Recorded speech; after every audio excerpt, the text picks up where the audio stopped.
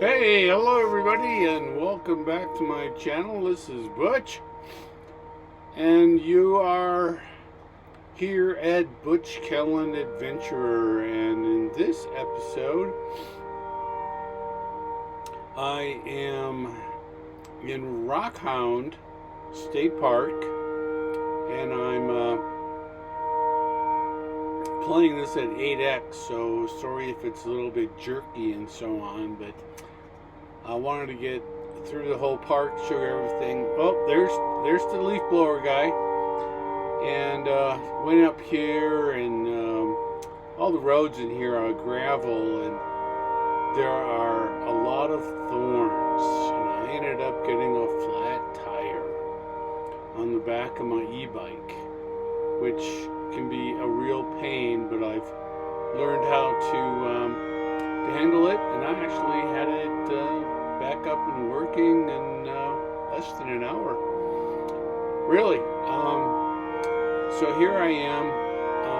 I believe this part I'm still biking around, but this park is beautiful and it's spacious, and the sights are all spread out. And here we are coming back to that guy, blowing the dust and the gravel off of all of the concrete, because you don't want to have any dusty pavement.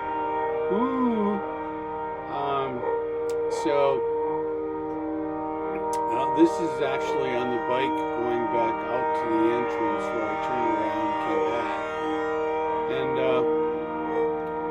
spent 3 nights here. I've got the annual park pass, so it's pretty cheap. Of course, Reserve America gets their cut for the first 3 days of your reservations, $4 a day. The weather was beautiful on one day, and then the next day it turned to crap and rained, and then we saw snow. It's about 4,000 feet here, so I wasn't too surprised to see a little bit of snow.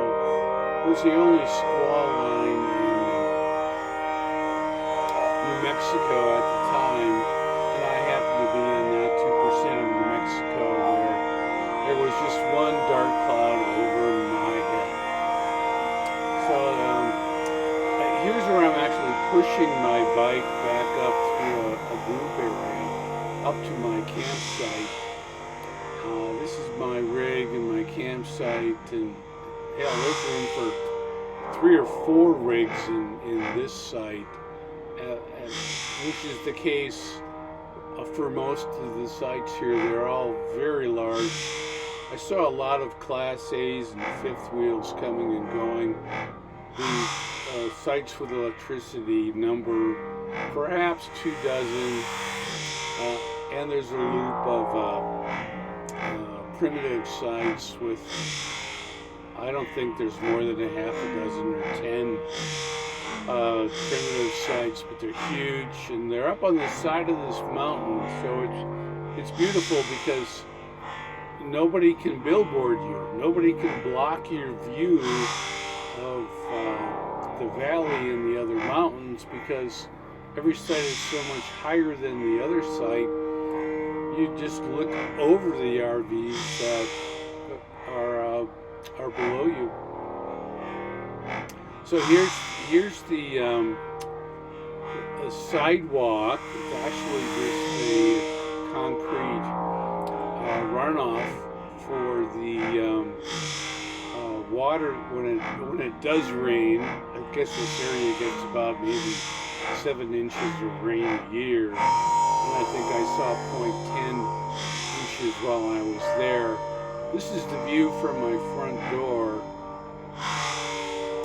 and a beautiful sunset the one night, and then, like I said, the weather turned to crap after that, but had a good time. The weather was mild, and it was a pretty good deal with the annual park pass. Thanks a lot for watching. I appreciate your attention. Bye now.